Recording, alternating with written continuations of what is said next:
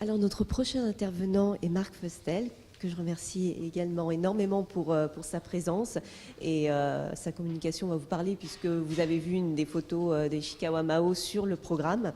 Donc Marc Feustel est curateur, écrivain et éditeur indépendant basé à Paris. Spécialiste de photographie japonaise, il a été commissaire de plusieurs expositions dont Tokyo Stories au Kulturhuset de Stockholm, Eiko Soe Theatre of Memory à la Art Gallery of New South Wales de Sydney et Okinawa, une exception japonaise, à Placard Photo à Paris. Il est également un des commissaires de la Nouvelle Biennale de Düsseldorf qui se tiendra en 2020. Et en tant qu'éditeur, il a récemment publié le premier catalogue raisonné de l'œuvre de Michael Wolff, ainsi qu'au Blackout de Hitoshi Fugu en novembre. Il écrit régulièrement sur la photographie et sur les livres de photographie pour des magazines tels que British Journal of Photography, The Eyes, Foam, IMA, The Photo Book Review et Polka. Voilà, alors je vous laisse la parole. Merci beaucoup. Tout d'abord, merci à Florence et à Liane Hacha pour cette invitation de participer à ce colloque sur cette thématique fascinante. Je dois tout d'abord dire que je suis loin d'être un spécialiste de la question de la culture noire américaine et de ses liens avec le Japon. Je dirais même que c'est sans doute en recevant l'invitation de Florence que je me suis confronté à cette question pour la première fois. Donc je me dédouane un petit peu dès le début, mais je trouve que c'est une question tout à fait fascinante et je suis ravi d'être ici parmi ces experts sur cette question-là pour pouvoir la découvrir un peu plus en profondeur. Moi, je suis ici principalement par mon intérêt et ma spécialité dans la photographie japonaise et pour vous parler d'une photographe en particulier, Mao Ishikawa, qui est une photographe d'Okinawa. Et merci à Lucien Clerc d'avoir fait cette jolie transition en terminant avec une de ces images de la série Hinomaru. Je voudrais vous parler de Mao. Je vais utiliser son prénom parce que j'ai trop de mal à pouvoir l'appeler par son nom de famille parce que c'est vraiment comme ça qu'elle se présente au monde. Donc je vais vous parler d'elle à travers deux de ses séries. Atsuki Hibi in Kampansen, la première série qu'elle a réalisée entre 1975 et 1977 à Okinawa, et une série qu'elle a réalisée par la suite, quasiment 10 ans après, à Philadelphie, aux États-Unis, en 1986, qui s'intitule Life in Philly. Et c'est à travers ces deux séries qui sont liées, mais qui sont d'évidence très différentes vu leur géographie. J'espère vous parler un petit peu de ce qui fait de Mao une artiste tellement unique, tellement particulière, et de vous montrer un petit peu sa trajectoire assez compliquée, mais néanmoins fascinante du point de vue de la photographie. Je tiens aussi à remercier Mao pour l'autorisation qu'elle nous a donnée pour que je puisse vous montrer des images de ces séries. Donc, dans cette présentation aujourd'hui, je vais vous montrer à la fois des images de ces tirages originaux provenant de ces deux séries, mais aussi des images que j'ai faites à partir des livres de ces deux projets. Sachant que Mao n'est pas l'archiviste, la meilleure archiviste du monde et qu'on ne dispose pas facilement de ces images de manière numérique, etc. Donc, mais par contre, elle est très très généreuse avec ces images et ravie de pouvoir les partager avec vous tous aujourd'hui. Donc, Je voudrais tout d'abord commencer en vous racontant juste un petit peu comment je suis arrivé à découvrir le travail de Mao. Et j'espère par cette petite anecdote aussi vous donner une idée des difficultés qu'il peut y avoir pour accéder à ce genre de travaux depuis l'Occident. Donc, en ce qui me concerne, ça fait maintenant 15 ans que j'ai fait mon premier projet dans le domaine de la photographie japonaise. Donc, en 2004, j'ai publié un livre qui s'intitule « Japon, un autoportrait », 1945 à 1964, chez Flammarion. Un livre, une édition en française et en anglaise, qui traitait de l'après-guerre au Japon, donc de la fin de la guerre aux Jeux Olympiques de Tokyo en 1964, à travers le regard de 11 photographes, disons les figures les plus importantes de cette période dans la photographie japonaise. Donc c'était une anthologie photographique de cette période-là. Et c'est vraiment cette période de l'après-guerre à travers laquelle j'ai un peu fait mon éducation photographique pour ce qui est de la photographie japonaise et que j'ai vraiment commencé à comprendre un petit peu les contours du paysage photographique japonais qui était à l'époque très difficilement accessible depuis l'Occident, je dirais. Et donc ce livre publié en 2004, c'est 5 ans après que j'ai découvert le travail de Mao Ishikawa. Et je l'ai découvert, ce travail, aux rencontres d'Arles, mais non pas par une exposition ou par un livre, mais assis à un café sur la place du Forum à Arles. D'ailleurs, c'est souvent là, à Arles, qu'on fait les plus jolies découvertes.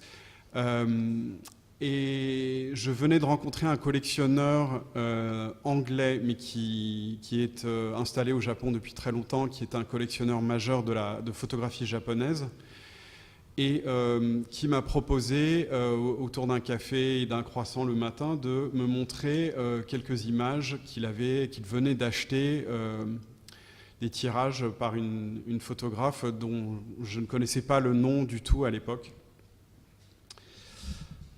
Et il m'a montré quelque chose qui ressemblait un petit peu à ça. Donc là, cette image-là est tirée du livre Life in Philly que Mao a publié par la suite, donc l'année d'après ma rencontre avec son travail à Arles. Il m'a montré de la même manière des clichés comme ça, une mosaïque de clichés qu'il venait d'acheter, verticale, horizontale. On avait du mal à lire les images, mais j'ai tout de suite été intrigué par ce que j'ai vu pour plusieurs raisons. D'abord parce que je n'avais absolument jamais entendu parler de cette photographe et donc j'étais curieux de savoir un petit peu son parcours et d'où elle venait. Deuxièmement, bien entendu, parce que de découvrir ce travail-là sur Philadelphie et un quartier noir de Philadelphie, donc qui est fait au milieu des années 80, pour moi était aussi un élément assez étonnant de ce travail-là. Et peut-être de manière plus importante encore, ce travail avait été réalisé par une femme japonaise. Donc moi, je vous parlais de mon premier projet, Japon, un autoportrait, un livre qui contient des photographies par 11 photographes différents. Tous étaient des hommes, bien entendu, à cette époque-là. Et il était encore très rare à cette époque-là de trouver des projets réalisés par des femmes photographes au Japon. C'était un monde qui était encore très très dominé par les hommes, et donc j'étais vraiment étonné de découvrir ce travail-là aussi. Il a vraiment la dernière chose qui m'a interpellé par rapport à son travail, et je pense qu'on le ressent même de manière comme ça assez sommaire, c'est que ces images-là, on n'a pas l'impression que c'est des images qui ont été réalisées par quelqu'un, par un outsider. On n'a pas l'impression d'un photographe qui est venu dans un monde qu'il ne connaissait pas et qui est resté à distance de son sujet. On a l'impression d'images réalisées avec une grande intimité, avec une grande proximité avec le sujet qu'elle montre. Et donc cet aspect-là aussi m'interpellait. De retour à Paris, j'ai tenté d'en savoir plus sans aucun succès, je dois le dire. Je n'arrivais pas à trouver d'informations sur Mao ou de manière vraiment trop sommaire. Et donc j'ai demandé à ce collectionneur de me mettre en contact avec elle. Et j'ai pu, l'année d'après, donc en 2010, j'ai eu la chance de pouvoir la rencontrer quand elle est venue à Paris lors de Paris Photo, donc en novembre 2010. Et à l'époque, elle participait à une exposition itinérante avec d'autres artistes d'Okinawa qui parcourait plusieurs lieux en Europe, et elle avait pu faire un détour à Paris pour se rendre à Paris Photo, et on a pu se rencontrer à ce moment-là. Et jusqu'ici, donc, je ne connaissais vraiment que ce travail que je vous montre de manière brève ici et que j'approfondirai plus en détail par la suite. Donc je connaissais que cette série, et c'est lors de ma rencontre qui n'a duré qu'une heure et demie avec Mao que j'ai découvert son premier projet, son premier travail, donc, dont je vous ai parlé tout à l'heure, Atsuki Hibi in Camp Hansen. Je vous propose des traductions. Je crois que le terme que Lucien avait utilisé, c'est des études de traduction. Moi, je n'irai même pas jusque-là pour mes traductions. Je fais de mon mieux, mais c'est très littéral. Mais disons journée chaude à Camp Hansen pour traduire ce titre. Un livre publié en 1982. Mais donc ces images, les images que ce livre contient datent de 1975 à 1977. Et c'est en découvrant ce livre que j'ai vraiment, je pense, découvert la force du travail de Mao. Donc, le livre, comme je vous l'ai dit, donc, est constitué d'images réalisées à Okinawa entre 1975 et 1977, dans les villes de Kin et de Kosa, qui est maintenant connu sous le nom d'Okinawa City. Et comme le nom du livre l'indique, c'est autour de la base militaire américaine Camp Hansen que ces images ont été réalisées. Et Camp Hansen se trouve dans la ville de Kin et non loin de la ville de Kosa.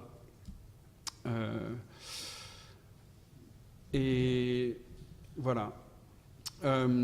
Pour vous situer un petit peu géographiquement cette base militaire, vous voyez ici Camp Hansen. Cette base a été ouverte en 1959 et est toujours active aujourd'hui. Le territoire d'Okinawa aujourd'hui est toujours peuplé de bases militaires américaines sur un pourcentage assez impressionnant de son territoire géographique. Il y a toujours 6000 Marines américains qui sont sur place à Camp Hansen au jour d'aujourd'hui. Aussi, pour vous situer cette base historiquement, à l'époque où Mao a fait ses images,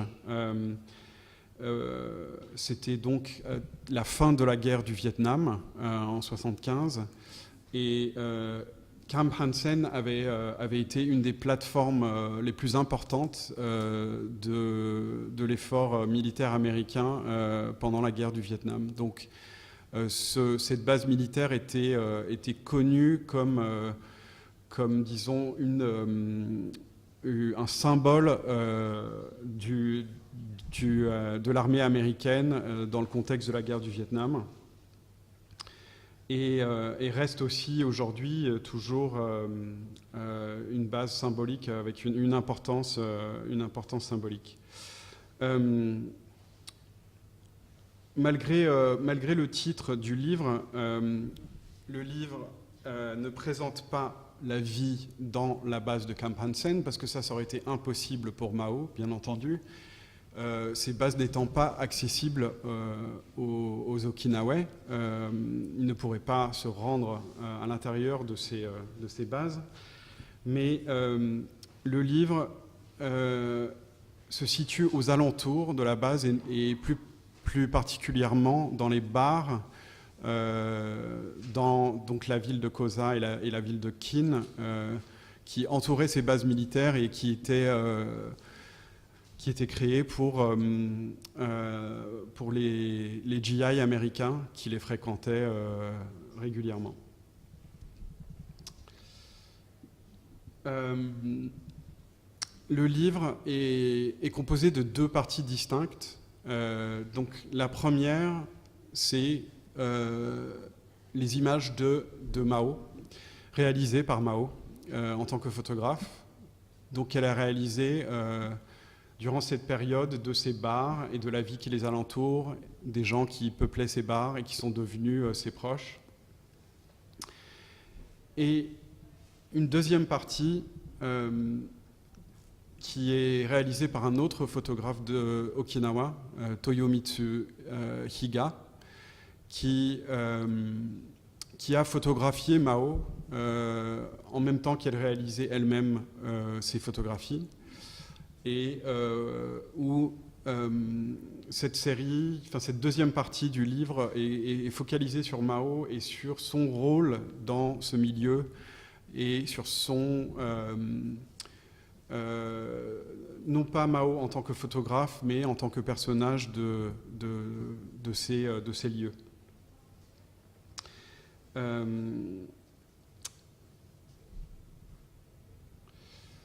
Donc voilà, je voulais commencer par là pour vous expliquer un petit peu comment je suis venu au travail de Mao et ces deux projets que je vais vous présenter aujourd'hui. C'est cette découverte vraiment de ce livre Journée chaude à Camp Hansen qui m'a convaincu de l'importance de son travail et de cette vision vraiment unique que j'avais jamais rencontrée auparavant dans le contexte de la photographie japonaise. Et après l'avoir rencontré à Paris, j'ai décidé de lui rendre visite à Okinawa l'année suivante pour pouvoir visiter son archive et vraiment comprendre ce projet plus en profondeur et voir les tirages qui avaient été utilisés pour faire ce livre à l'époque. Donc avant de vous montrer davantage de détails de ces images, je voudrais bien entendu vous donner plus d'éléments un peu biographiques sur Mao et essayer de mettre un petit peu en contexte ses projets et sa place en tant que photographe dans la scène photographique japonaise. Donc Mao est née en 1953 dans le village d'Ogimi, dans une zone rurale reculée du nord d'Okinawa. Elle a passé sa jeunesse à Naha, la capitale d'Okinawa. Après avoir passé son bac, elle s'est rendue à Tokyo non pas pour des raisons photographiques, mais plus pour des raisons activistes, politiques. Donc en 1972, les îles d'Okinawa avaient été donc restituées au Japon par les États-Unis. À l'époque, Mao avait 19 ans et les événements qui ont eu lieu à cette époque-là l'ont profondément marqué et ont aussi un petit peu creusé le sillon de ce que deviendra sa carrière photographique par la suite. Mais à cette époque-là, elle était vraiment motivée davantage par des raisons politiques et activistes.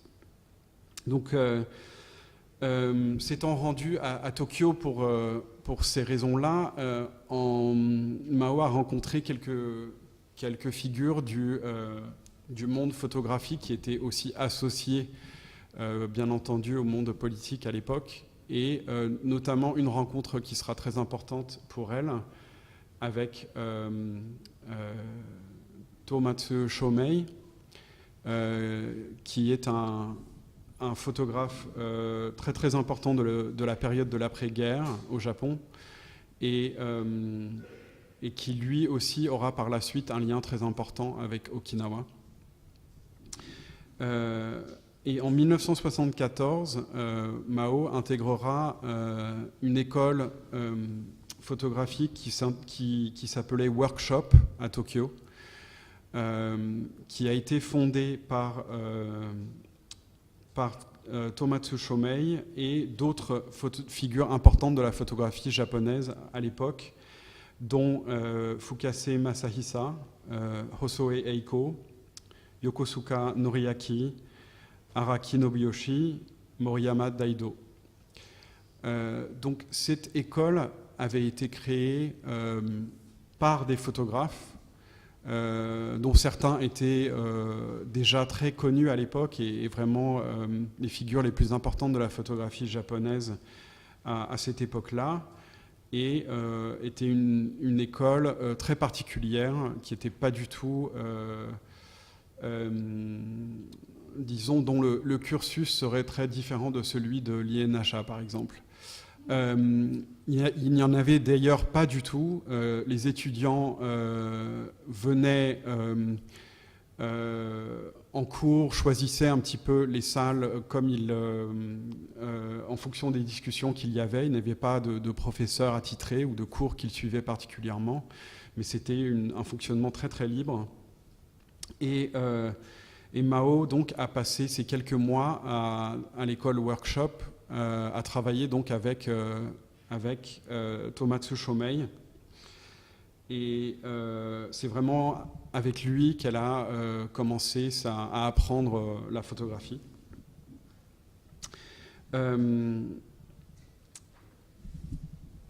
Donc par la suite, Mao a décidé, elle m'a confié une fois qu'elle ne supportait pas Tokyo et qu'elle s'est sentie obligée de retourner à Okinawa le plus rapidement possible après avoir acquis ce qui lui semblait être assez d'expérience à Tokyo à l'école Workshop, et de retourner chez elle pour vraiment faire sa première série photographique qui deviendra donc la série sur Kampansen.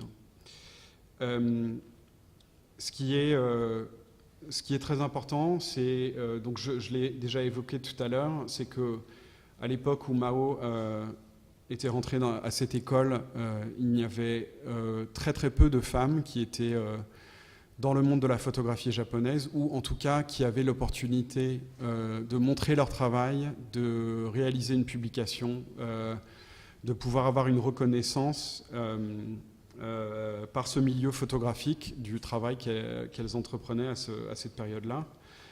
Et aussi, à cette période, le monde de la photographie, comme il l'est toujours aujourd'hui d'ailleurs, était centré de manière très très forte sur Tokyo. Donc il y avait il était très difficile, je dirais, d'avoir une infrastructure pour pouvoir, sur laquelle on pourrait s'appuyer pour montrer son travail, pour créer des projets en dehors du contexte de Tokyo.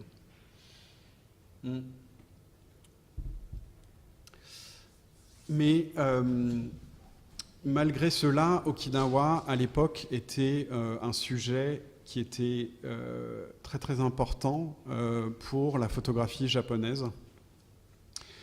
Un sujet convoité presque, ou un passage obligé, disons, pour les photographes japonais à l'époque. Ici, je vous montre 4 publications en guise d'exemple de travaux qui ont été réalisés sur Okinawa par des photographes japonais à l'époque. Donc, certaines de ces publications ont été réalisées récemment, mais toutes les images qu'elles contiennent ont été réalisées entre la fin des années 60 et 1980. Donc le premier de ces ouvrages, intitulé Okinawa, Okinawa, Okinawa, par Tomatsu Shomei, a été publié en 1969, après le premier séjour de Tomatsu à Okinawa. Et ce livre se focalise vraiment sur la présence militaire américaine à Okinawa à l'époque. Le deuxième ouvrage que vous voyez est un livre d'Araki, Sentimental Journey 2, la suite de son livre le plus connu, où il s'est rendu à Okinawa pour continuer cette histoire très personnelle de sa lune de miel, de la naissance du début de son mariage et de cette mise en scène de sa vie personnelle dans un contexte plus large. Le troisième ouvrage est donc l'œuvre de Daido Moriyama, publié en 2012 par Superlabo, mais ces images ont été réalisées en 1974, à l'époque où Moriyama enseignait à l'école Workshop et où il y avait notamment un lien avec cette école et Okinawa, où plusieurs de ces photographes qui enseignaient à l'école sont venus à Okinawa réaliser des séries. Et Moriyama, dans son style très reconnu, a travaillé bien sûr sur Okinawa la nuit, sur la vie nocturne et sur les rues des villes d'Okinawa. Et le dernier ouvrage est réalisé par Kitajima Keizo, Modoru Okinawa, publié par l'éditeur Goma Books en 2015. Et cet ouvrage-là est celui qui se rapproche sans doute le plus du travail de Mao sur Camp Hansen, où Kitajima, qui n'est pas lui-même d'Okinawa, mais est venu travailler à Kosa sur un sujet très similaire à celui de Mao, mais lui un peu plus tard, en 1980. Et Mao m'a expliqué qu'il se croisait assez régulièrement dans les bars de la ville de Kosa, d'ailleurs, à l'époque. Donc, je vous montre ces 4 ouvrages en guise d'exemple. Il y en a plusieurs autres, mais pour montrer à quel point Okinawa, à l'époque, était vraiment un sujet photographique de grande importance. Et ceci principalement par rapport au contexte politique de l'époque. Donc, je ne suis pas universitaire, je ne vais pas me lancer dans une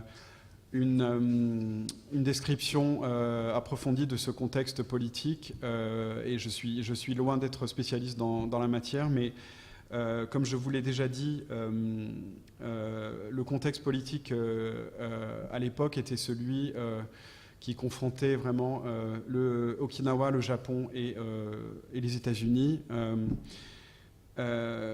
Pour vous donner un résumé très très bref, depuis la bataille d'Okinawa en 1945, l'archipel d'Okinawa avait été sous le contrôle des Américains.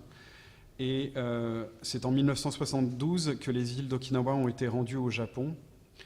Mais mais la présence militaire américaine est restée très très importante à l'époque. Et c'est vraiment autour de cette présence et des turbulences qui ont bien sûr accompagné cette restitution du territoire d'Okinawa au Japon que plusieurs photographes sont venus travailler sur le territoire d'Okinawa. Ils y sont venus vraiment pour étudier l'américanisation du Japon de manière générale, pour trouver en fait des militaires américains en grand nombre,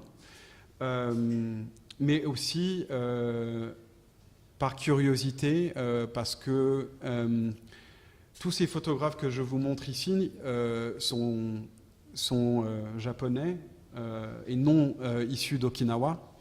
Et donc, pour eux, Okinawa aussi était une curiosité, une culture très très différente de la leur, et donner une couche encore plus complexe à cette question de politique de ce qui se passait à Okinawa.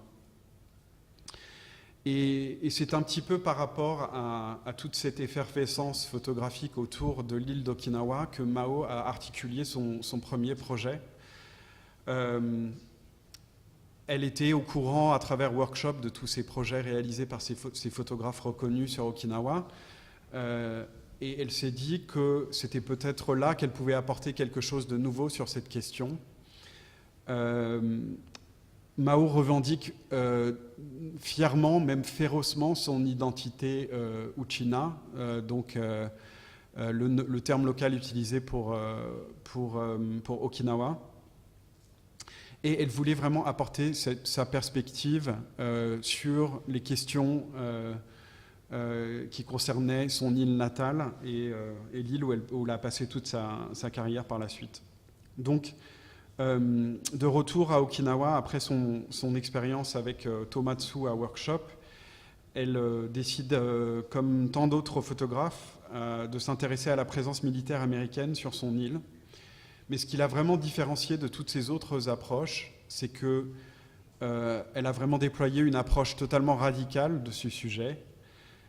Ayant décidé de photographier les militaires américains, le geste qui lui a apparu le plus naturel, c'était de devenir hôtesse dans un bar de Kintown, ou plutôt de Teruya à Kosa en première instance. Un bar qui était fréquenté par les GI américains et en particulier par des GI américains noirs. Et c'est donc en 1975 qu'elle a commencé cette aventure-là, qu'elle a poursuivie pendant 2 ans et demi au total, entre Teruya à Kosa City et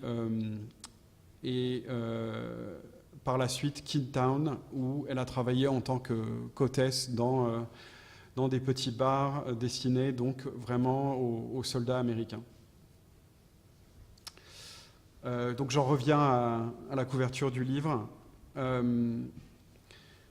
Le projet qui est par la suite devenu le livre a été exposé pour la première fois sous le titre « Femmes de Kin » au Minolta Photospace de Tokyo en 1977, donc directement après avoir fini la série.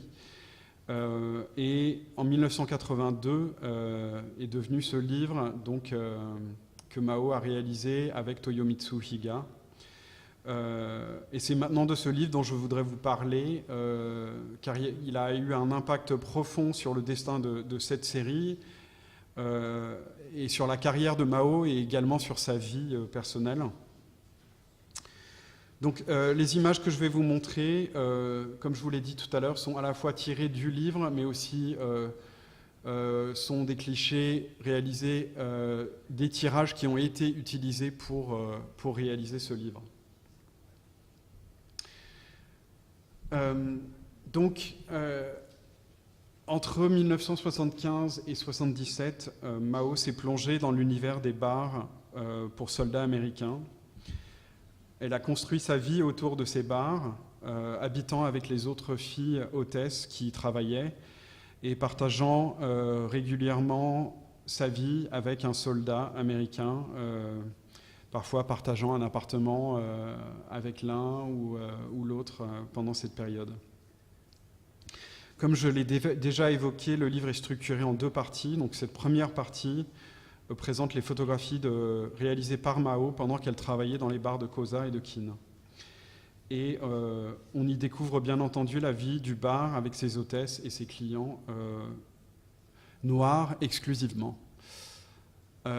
Et la raison pour laquelle ce bar était exclusivement fréquenté par des soldats noirs américains, c'est que malgré le contexte du mouvement des droits civiques des années 60 aux États-Unis, une forme de ségrégation existait toujours à l'époque autour de l'armée américaine. Et les établissements qui ouvraient autour des bases militaires américaines à Okinawa, qui étaient ouverts donc par des personnes locales, devaient, entre guillemets, choisir de s'adresser à un public blanc ou à un public noir. Donc Mao m'a dit qu'elle ne s'est jamais vraiment penchée sur la question de savoir exactement à quel point cette politique était officielle, mais 2 versions de l'histoire existaient à l'époque. L'une qui disait que les bars étaient ségrégés de manière naturelle pour éviter les affrontements qu'il pouvait y avoir à l'époque entre les GI noirs et blancs, et l'autre version qui voulait que cette ségrégation était un peu plus formelle sans être officielle, où on imposait un petit peu aux bars de parler uniquement à une clientèle blanche ou noire, et que cette politique venait vraiment de l'armée américaine.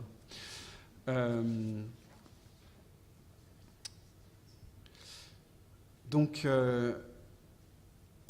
Mao s'est retrouvé à travailler, d'ailleurs de manière totalement fortuite, dans un bar fréquenté par des soldats noirs. Elle n'a pas fait ce choix de manière consciente ou de manière voulue. Elle a eu le contact du gérant du bar par une amie d'Okinawa qui lui avait dit qu'il cherchait une hôtesse, et donc c'est vraiment de manière très fortuite qu'elle s'est retrouvée dans ce contexte-là. Donc ce qui est frappant dans les images de Mao de cette série, c'est que c'est des images qui sont très brutes, où le travail de la composition ou l'aspect esthétique de l'image est bien moins important que l'énergie qui s'en dégage. Donc ici, on voit une scène de rue à Kosa, mais le genre photographique que Mao privilégie est celui du portrait, et c'est largement à travers les portraits que s'articule ce projet. Ce qu'il y a vraiment de frappant avec les images avec les portraits de Mao, c'est que le sujet regarde presque toujours droit dans l'objectif, et la présence de Mao est fortement ressentie dans les images. Donc, elle n'agit pas du tout en tant que photographe observatrice. Elle n'est pas là pour rester à distance des événements qu'elle est en train de photographier. Elle est participante active au monde qu'elle photographie. Et donc ça, on le voit à travers cette décision de devenir hôtesse pour pouvoir mieux photographier ce monde-là. Elle photographie les soldats dans le bar et en dehors, de manière franche et directe. Elle utilise vraiment son appareil photographique pour participer plus pleinement au monde qui l'entoure. Donc ici, on voit 2 GI avec 2 filles avec qui Mao travaillait à l'époque.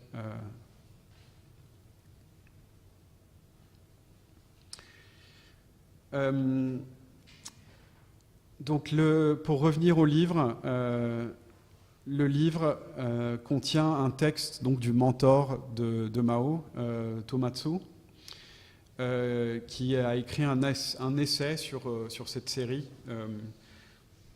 qu'il avait suivi pendant que Mao l'a réalisé. Et à propos de la série, il dit donc la suivante. Encore une fois, je traduis à partir de l'anglais. Mao vit à l'opposé de l'illusion de l'objectivité. Sa photographie se fiche de l'idée de la photographie comme structure systématique. Elle regarde plutôt le monde entier en s'engageant complètement dans celui-ci. C'est une photographe et c'est aussi une femme de Qintown. Ses photographies sont totalement honnêtes. Donc, je pense que cette lecture du travail de Mao est très importante et souligne vraiment l'approche radicale qu'elle a employée pour réaliser cette série.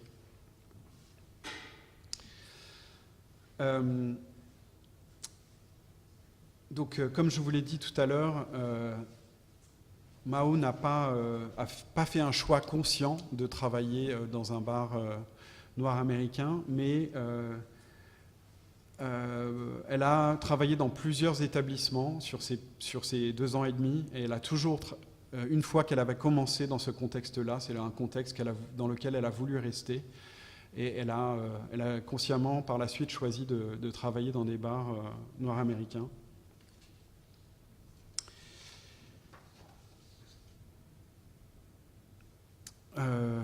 Et je voudrais ici présenter une citation qui vient d'un projet qu'elle a réalisé bien longtemps après, Atsuki Hibi Inkampansen, mais qui, je pense aussi, illustre bien l'approche photographique de Mao.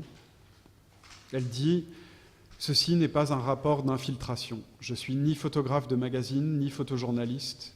J'ai commencé à prendre des photos en m'impliquant dans la situation. Ce n'est pas seulement un projet documentaire, mais ma propre archive émotionnelle. » Donc, ce qui est frappant, c'est que à la fois, elle s'implique profondément dans le monde qu'elle photographie en tant que photographe, mais elle s'implique surtout au niveau humain. Les personnes qui sont montrées dans ces images sont ses collègues, sont aussi ses amants, les gens avec qui elle a partagé sa vie.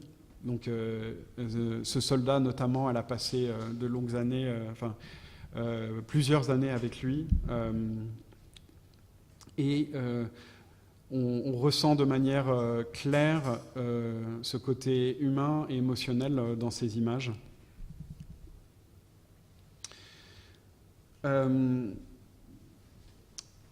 Donc, comme je l'ai évoqué auparavant, depuis un très jeune âge, Mao a été active politiquement et notamment contre la présence militaire américaine à Okinawa. C'est d'ailleurs pour cela qu'elle s'est rendue à Tokyo pour la première fois. Et elle a choisi de manière très consciente ce sujet de l'armée américaine pour sa première série. Et c'est un sujet qu'elle privilégiera tout au long de sa carrière jusqu'aujourd'hui et sur lequel elle continue de travailler. Mais ce qui est très important, et on le voit vraiment dans ces images, c'est qu'elle différencie entre l'institution militaire américaine et l'individu. Donc ce qu'on ressent aussi dans les images de Mao, c'est une grande affection, une grande tendresse, une proximité avec ces soldats américains. Et cela la différencie aussi d'autres travaux réalisés par des photographes japonais à l'époque sur la présence militaire américaine. Je pense notamment à Tomatsu lui-même, qui a réalisé beaucoup d'images qui montrent des soldats américains, mais dans lesquels on ressent vraiment cette impression d'un envahisseur et du rejet de l'envahisseur, plutôt que la proximité qu'on retrouve dans les images de Mao.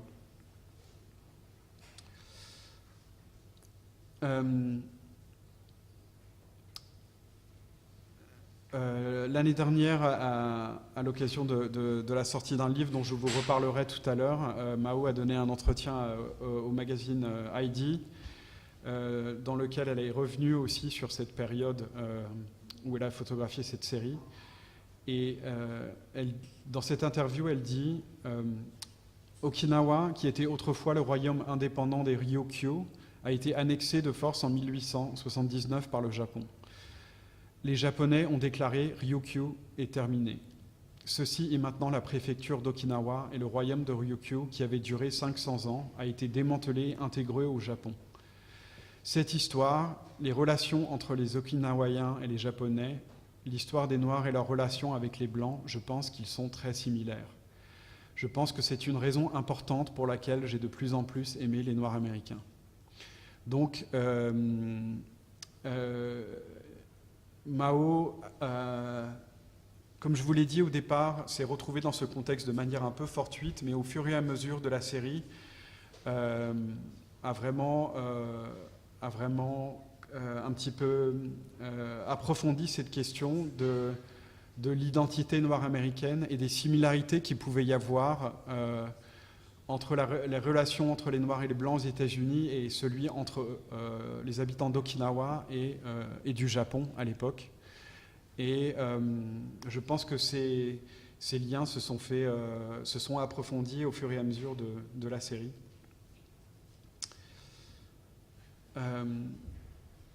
La série montre vraiment les images au plus intime, donc des moments de grande intimité, de proximité. Et se focalise bien entendu sur les soldats, mais un autre point important de la série, est devenu pour elle au fur et à mesure, surtout les filles qui travaillaient en tant qu'hôtesses dans ces bars. Elle dit à propos de l'expérience de cette série, qu'y a-t-il de mal à aimer un homme noir? Qu'y a-t-il de mal à travailler dans un bar noir? Qu'y a-t-il de mal à célébrer notre liberté? Qu'y a-t-il de mal à prendre plaisir au sexe? Personne n'a le droit de dénigrer ces vies. J'aime ces femmes qui ont été aimées, ces hommes noirs. Et de la même manière que Mao s'est intéressé de plus en plus à la question de l'identité noire américaine au cours de cette série, elle s'est également de plus en plus intéressée aux femmes qui travaillaient à ses côtés et à leur force de caractère, à leur puissance et à leur rôle dans ce contexte.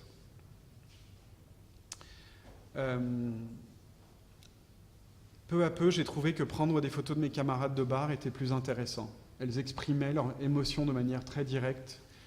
Quand l'homme avec qui elles vivaient arrivait à la fin de son déploiement et retournait en Amérique, elles ont pleuré, mais après un moment, elles avaient déjà trouvé un autre petit ami. Quelle ténacité, je pensais, toujours admirative.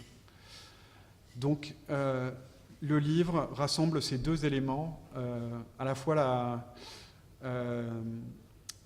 les militaires noirs américains que Mao a fréquentés tout au long de ces années et aussi vraiment l'autre personnage principal de ces livres, c'est les filles avec lesquelles Mao travaillait et également Mao elle-même qui donc figure comme le personnage principal de cette deuxième partie du livre. Donc, ces images ont été réalisées par Toyomitsu Higa, un autre photographe d'Okinawa qui fréquentait les bars en même temps que Mao. Ces images montrent Mao en tant qu'un personnage important dans ce monde, dans ce milieu. Les images de Higa sont peut-être plus maniérées, plus endettées aux approches photographiques en vogue à l'époque, moins directes que celles de Mao, mais servent vraiment à montrer la puissance de ce personnage et son rôle central au niveau de cette histoire.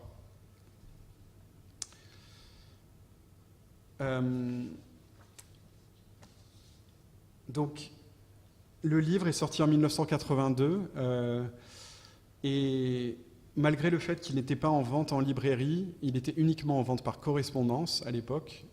Quand vous pensez que par correspondance depuis Okinawa, je pense qu'il n'y avait pas un nombre extraordinaire d'exemplaires qui pouvaient se vendre. Mais grâce à ses connexions avec Workshop, le livre s'est retrouvé dans la main de plusieurs photographes reconnus à l'époque, dont Araki, Shinoyama Kishin et bien entendu Tomatsu Shomei, et a commencé à faire parler un petit peu de lui à Tokyo. Et Mao s'est retrouvé à Tokyo, même interviewé sur la chaîne nationale de télévision NHK à propos du projet. Et c'est là que le projet a pris une tournure assez difficile. Le projet a fait parler de lui, mais plutôt en mal. Il a été réduit à cette idée de femmes débauchées d'Okinawa, à l'aspect sexuel du projet, et a été interprété surtout depuis le Japon de manière très critique sur la culture d'Okinawa et sur ce que faisaient les femmes qui sont dans ces images. Et Mao n'était vraiment pas préparé à l'ampleur des retombées qu'il y a eu de ce livre. Son mariage, elle s'était mariée en 1978, avait une enfant de 2 ans. Son mari l'a quittée par la suite, à l'issue de la publication de ce livre. Et certaines des femmes qu'elle avait côtoyées, avec qui elle avait travaillé dans les bars, avaient refait leur vie et ne voulaient absolument pas que ces photographies soient vues, soient diffusées, et ont essayé de la poursuivre en justice pour avoir montré ces images. Mao, dépassé par les événements, a décidé d'enterrer le projet, en effet. Tous les exemplaires qui lui restaient du livre, elle a découpé 6 pages du livre qu'elle a fait elle-même à la main, où certaines des femmes qui avaient été représentées dans le livre, celle qu'il avait poursuivie en justice, elle a enlevé ces images pour leur montrer qu'elle respectait ce souhait, et elle a donné les négatifs qu'elle avait réalisés pour faire ces images aux femmes qui apparaissaient dans les images, pour qu'elles puissent les détruire et un peu mettre fin à ce projet. Et même pendant quelques années, Mao a un petit peu arrêté la photographie à la suite de ce projet et des retombées qu'il a eues. Donc j'ai appris que j'ai largement dépensé le temps que j'avais, mais je vais vous parler quand même brièvement de ce deuxième projet, Life in Philly, qui a un petit peu ramené Mao dans la photographie 10 ans après sa première série. Donc là, ce que vous voyez, c'est la couverture du livre qui a été publié en 2010 par la galerie Out of Place de Tokyo. Et en fait, ce qui s'est passé, c'est que l'un des soldats qui apparaît dans le livre de Mao sur Camp Hansen, Mao était devenu très très proche avec lui, et elle n'avait pas lié de relation amoureuse avec lui, mais ils étaient devenus très proches et s'appelaient frère et sœur. Et donc la petite lettre que vous voyez ici apparaît dans le livre Camp Hansen, où donc ce soldat qui s'appelle Myron Carr, qui vient de Philadelphie aux États-Unis, lui écrit, après être retourné aux États-Unis: Salut Mao, comment ça va? J'espère que tu vas bien. Mao, est-ce que tu peux envoyer une cassette avec ta voix et celle de Lille? Je ne sais pas qui est Lille. Mao, je veux entendre ta voix. Alors Mao, merci. Je suis très heureux que tu es ma sœur. Je remercie Dieu pour ça. Je t'aime Mao, ton frère Myron Carr. Et c'est Myron qui convainc donc Mao en 1986 de venir à Philadelphie, passer 2 mois avec lui, chez lui, dans un quartier noir très difficile de Philadelphie. Et c'est un peu par là que Mao reprit la photographie et se replongea dans ce monde-là.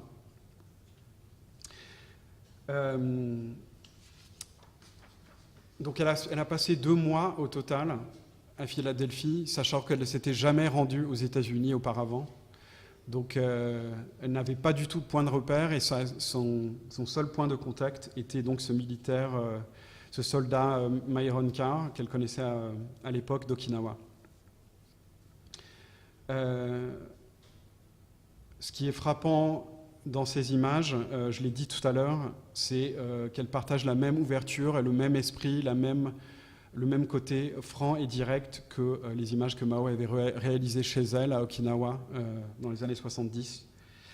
Elle dit à propos de son expérience à Philadelphie, tous les gens du quartier étaient pauvres et les disputes entre mari et femme étaient fréquentes, mais malgré tout, ils étaient joyeux et vivaient sans vergogne. C'est comme s'ils disaient, c'est ma vie, personne ne peut me dire ce que je dois faire. Et dans le texte qu'elle écrit à propos de son expérience qui apparaît dans le livre, je trouve qu'on retrouve beaucoup de parallèles, beaucoup d'échos avec les textes qu'elle a écrits à propos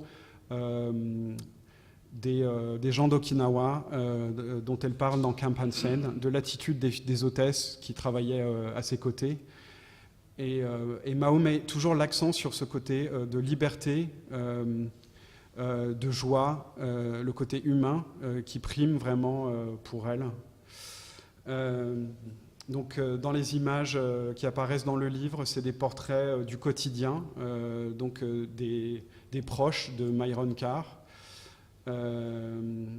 les femmes dans la famille, les enfants, le quartier aussi, le quartier de Philadelphie qui est presque entièrement noir. Ici, vous voyez Myron, donc quelques années après, et sa femme. Et Myron avait notamment un frère jumeau, Byron, que Mao qualifiait de playboy et qui figure de manière importante dans cette série. Et comme dans Camp Hansen, donc le sexe est une autre thématique importante. Après avoir rencontré donc le frère jumeau de Myron, qu'on aperçoit ici, elle lui demanda de le photographier avec son ami, et elle réalisa une série d'images des deux ensemble pendant et après le sexe. Et encore une fois, on a un écho de son premier travail sur Camp Hansen. On a ce regard incroyablement direct et intime et ouvert sur ce sujet très tabou à l'époque, et on imagine une femme d'Okinawa, cette minuscule femme d'Okinawa dans ce contexte-là, mais qui semble tout de suite s'approprier cet univers et devenir vraiment un membre de cette famille d'une certaine manière. Et malheureusement, le projet connaît un peu le même destin que celui de Camp Hansen. Elle l'a exposé en revenant au Japon et tout de suite, le projet a été reconnu, a été critiqué ou réduit plutôt, je dirais, à sa dépiction du sexe. Les gens s'y intéressaient pour voir des Noirs américains et pas pour comprendre la dimension humaine du travail. Les parallèles que Mao voulait dresser entre les gens de ces quartiers et le quartier qu'elle a découvert à Philadelphie. Et du coup, elle a décidé, pareil, un petit peu d'enterrer ce projet et de ne pas le montrer. Et c'est vraiment en 2010 que ces deux projets, donc à la fois sur Camp Hansen et sur Life in Philly, ont revu le jour. Et elle a donc publié ce livre dont je vous ai montré des extraits ici, Life in Philly en 2010, après qu'elle ait redécouvert les tirages qu'elle avait réalisés à l'époque, qu'elle avait exposés à l'époque. Et elle a également édité 2 nouvelles éditions de son premier livre. Donc le premier que je ne vous montre pas ici, qui s'appelle Hot Days in Camp Hansen, qui a été réalisé en 2013 par l'éditeur Foil à Tokyo, qui présente uniquement les images réalisées par Mao et non les images de Toyomitsu Higa.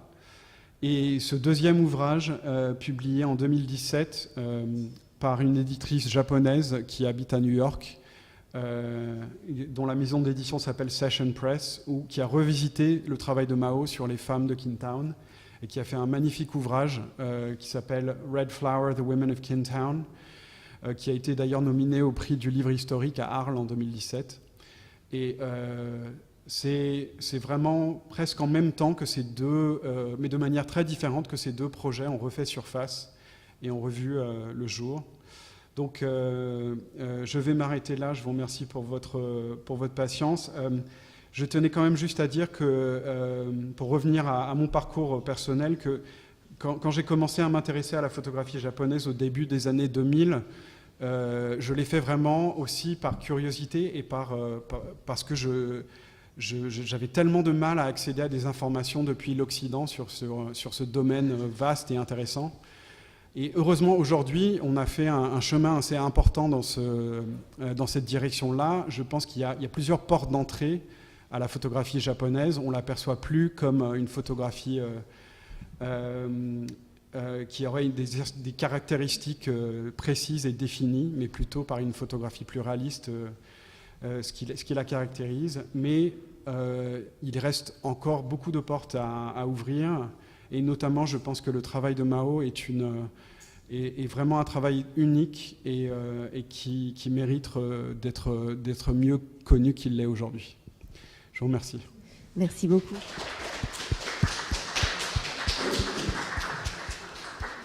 Merci pour ce récit absolument fascinant et ces photographies qui sont vraiment très belles, comme vous l'avez souligné, qui véhiculent une énergie qui est très facilement visible, perceptible. Alors, est-ce qu'on a quelques questions assez brèves? Non, pas spécialement.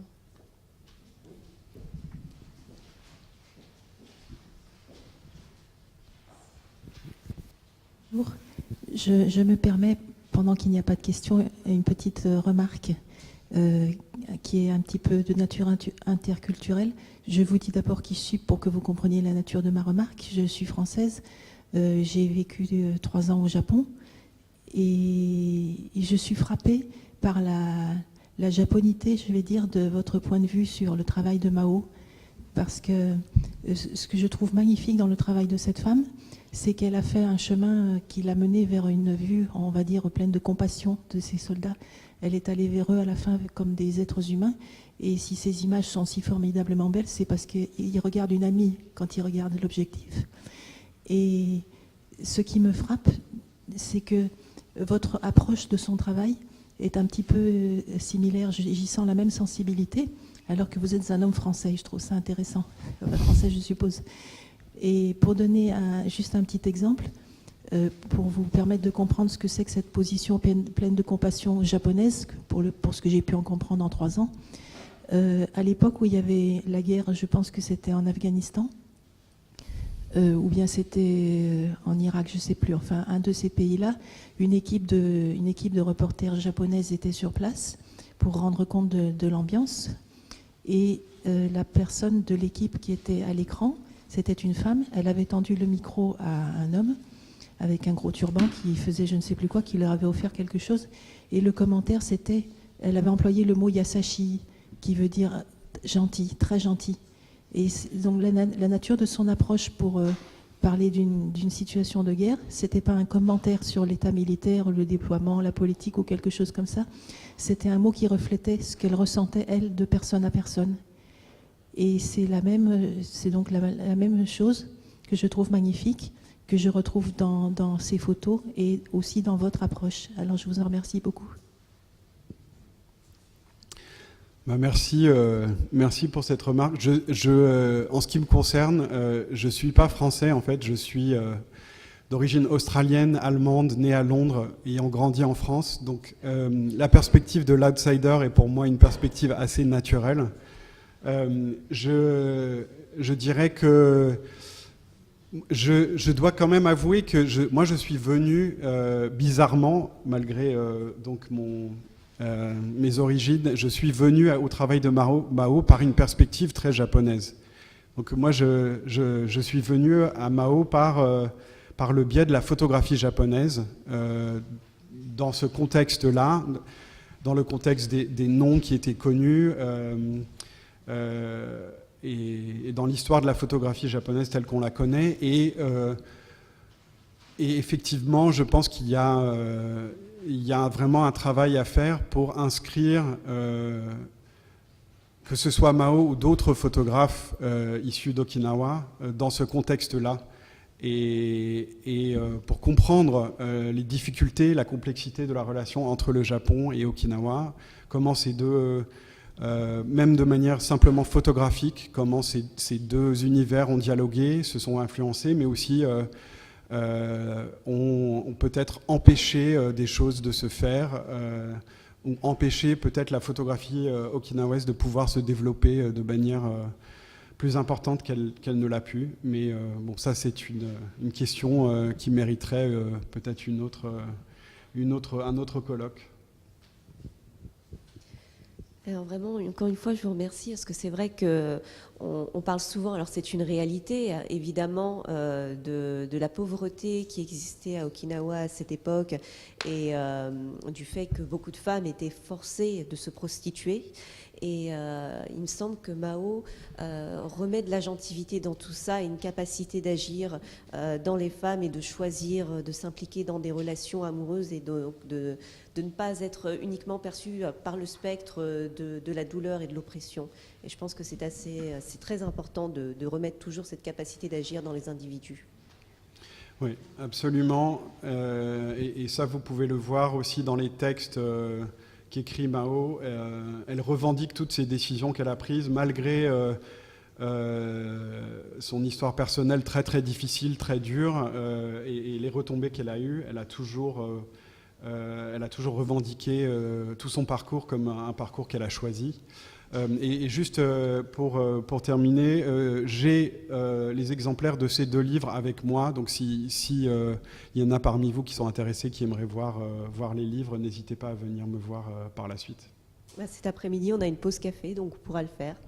Bon. Et puis on vous demandera peut-être un petit élément bibliographique pour en faire l'acquisition quand c'est possible pour la bibliothèque.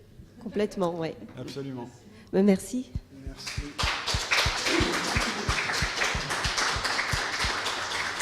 Alors, je vous remercie pour votre présence à tous ce matin. On essaye de se retrouver à 14h, avec des interventions qui seront en première partie d'après-midi, plutôt en anglais et ensuite en français.